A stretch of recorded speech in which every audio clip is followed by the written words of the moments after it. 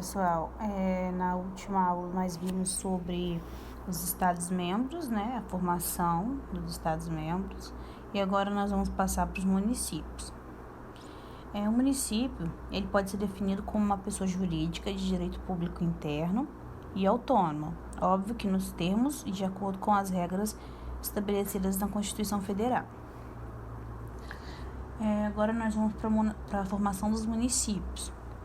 O artigo 18, parágrafo 4º da Constituição Federal, com a redação dada pela Emenda Constitucional 15 de 96, fixa as regras para criação, incorporação, fusão e desmembramento de municípios. É óbvio que deve ter algumas etapas, né? E nós vamos falar sobre cada uma delas. Deve haver uma lei complementar que determinará o período para mencionada criação, incorporação, fusão ou desmembramento de municípios, bem como o procedimento, ok? Deve haver também um estudo de viabilidade municipal. Ele deverá ser apresentado, publicado e divulgado na forma da lei. O estudo, demonstrado a viabilidade da criação, incorporação, fusão ou desmembramento do município. Deve haver também um plebiscito. Só que esse vai acontecer desde que seja positivo o estudo de viabilidade. Então, terá uma consulta às populações dos municípios envolvidos. E, em último, deverá ter uma lei estadual. Essa lei deverá ser dentro do período que a lei complementar federal definir, desde que já tenha havido um estudo de viabilidade e aprovação plebiscitária. Então, serão criados, incorporados, fundidos ou desmembrados os municípios através da lei estadual. Agora, nós vamos para as emendas, ok? A Fernanda deve ter colocado um esqueminha das emendas para vocês no quadro. Eu vou falar sobre cada uma delas. A emenda constitucional número 5, de 88, nela havia um plebiscito, mais a lei estadual, mais o estudo de viabilidade. A emenda constitucional 96, nela havia o plebiscito, a lei estadual, o estudo de viabilidade, mais a lei federal.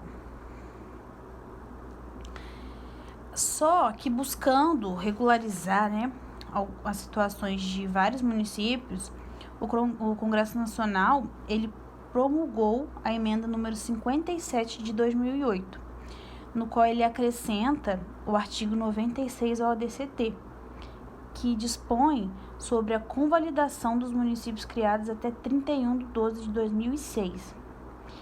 Porém, aqui não vai ter uma lei complementar federal, ou seja, não se pode criar municípios, ok?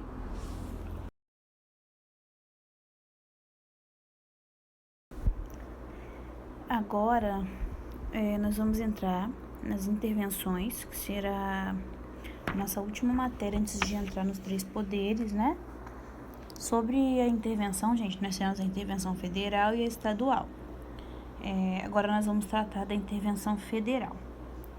Como nós já tivemos a oportunidade de alertar, o artigo 18, caput da Constituição, ele preceitua que a organização político-administrativa da República Federativa do Brasil compreende a União, os Estados, o Distrito Federal e os municípios, todos autônomos nos termos da Constituição Federal. No entanto, excepcionalmente, a Constituição prevê situações, digamos, de anormalidade, em que haverá intervenção, suprindo-se, então, temporariamente a aludida autonomia.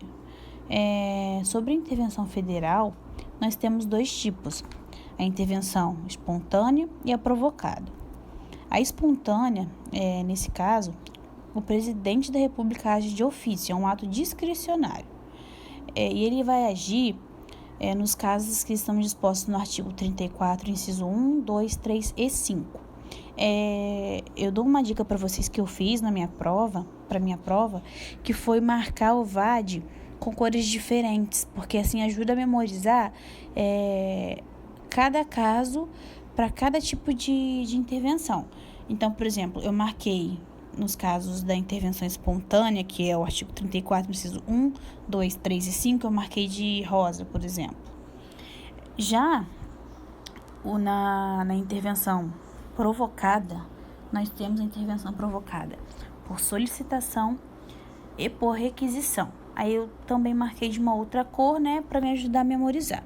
Mas isso é só uma dica, galera. Então, enfim. Na provocada, nós temos a intervenção provocada por solicitação, que também está no artigo 34, inciso 4, combinado com o artigo 36, inciso 1, a primeira parte. Que quando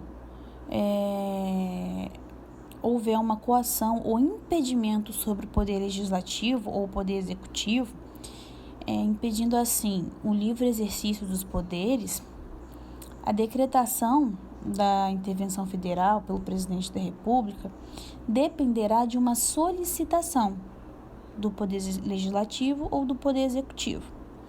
Já quando houver a hipótese de intervenção federal provocada por requisição, também o artigo 34, inciso 4, combinado com o 36, inciso 1, porém, a segunda parte dele, quando a coação foi exercida contra o poder judiciário, a decretação de intervenção federal, ela dependerá de requisição do Supremo Tribunal Federal, ok? Então, gente, na hipótese de solicitação pelo Executivo ou Legislativo, o presidente da República, ele não estará obrigado a intervir, possuindo, assim, discricionariedade para convencer-se da conveniência e oportunidade.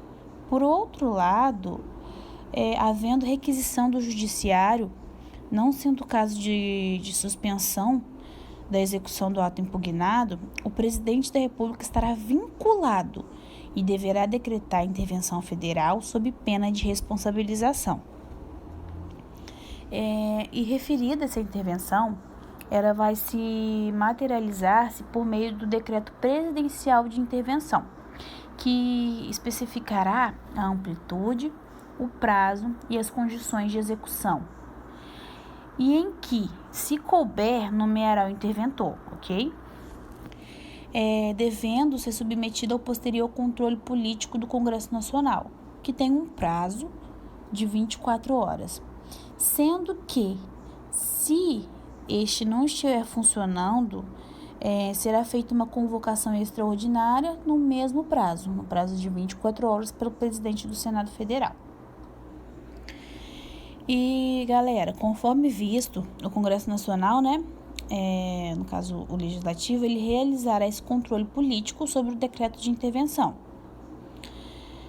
Assim, nos termos do artigo 49, inciso 4, o Congresso Nacional ou aprovará a intervenção federal ou rejeitará, sempre por meio de decreto legislativo, suspendendo a execução do decreto interventivo nessa última hipótese, ok? Em relação à intervenção federal, como não há uma disposição específica, deverá prevalecer a regra geral, qual seja, o quórum de aprovação, ele deverá ser por maioria simples, ok? E em caso de rejeição pelo Congresso Nacional do decreto interventivo, o presidente da República deverá cessar imediatamente, sob pena de cometer crime de responsabilidade. Então, o ato passa a ser inconstitucional, ok? E, gente, logo após a decretação, deverá ser designada uma comissão para acompanhar e fiscalizar as execuções, né, das medidas referentes à intervenção federal. Então, aqui recapitulando, nós temos dois tipos de intervenção, a espontânea e a provocada.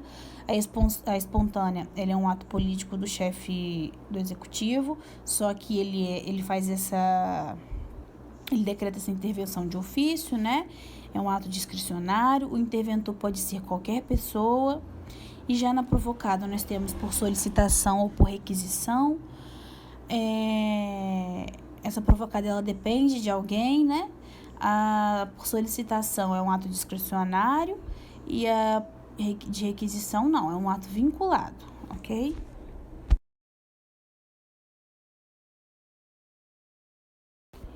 Agora nós vamos entrar em intervenção estadual, que é a nossa última parte da aula 2, ok? Gente, a intervenção estadual, nós temos as hipóteses de intervenção estadual que estão previstas no artigo 35, ok? E a decretação e execução dessa intervenção é de competência privativa do governador de estado, ok? Por meio de decreto de intervenção, que especificará a amplitude, o prazo e as condições de execução. E quando couber, nomeará um interventor. Sobre o controle exercido pelo legislativo, né, aquele controle político, é a mesma coisa da intervenção federal. É um prazo de 24 horas, né, devendo esse decreto ser submetido à apreciação da Assembleia. Caso não esteja funcionando, haverá uma convocação extraordinária, também no prazo de 24 horas. Galera, nós temos hipóteses onde o controle exercido pela Assembleia Legislativa ele é dispensado. Assim, em regra, o decreto interventivo ele deve ser apreciado pela Assembleia Legislativa. No caso de intervenção estadual, né? Excepcionalmente, porém, né, a Constituição Federal ela dispensa a apreciação do Congresso Nacional ou da Assembleia Legislativa Estadual, sendo que o decreto, nesses casos, eles vão se limitar-se a suspender a execução do ato impugnado, se essa medida bastar para o restabelecimento da normalidade, ok?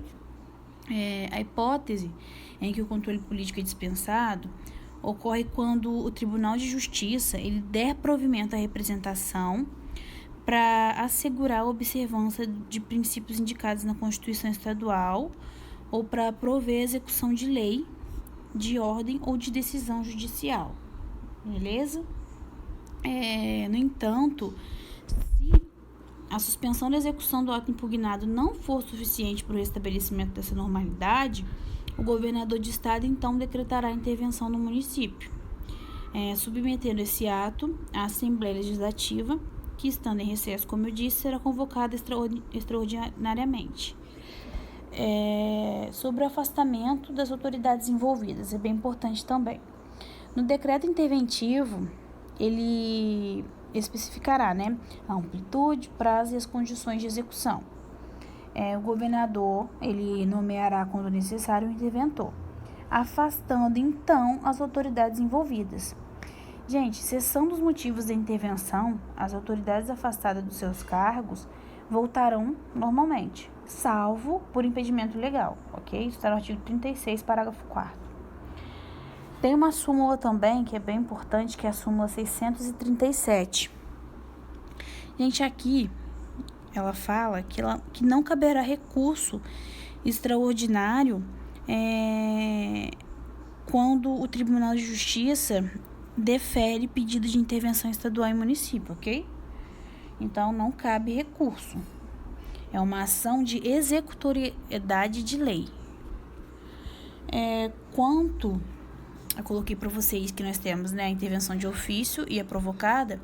A de ofício, ele é um ato discricionário e será feita nas hipóteses do artigo 35, inciso 1, 2 e 3. Já a provocada, ela depende de alguém. No caso, o procurador de justiça ele vai acionar o Tribunal de Justiça, ok? E está no artigo 35, parágrafo 4º, beleza? Na nossa próxima aula a gente entra em poder legislativo. Quem quiser dar uma revisada aí no caderno, nos livros, acho importante para a gente poder fixar melhor a matéria.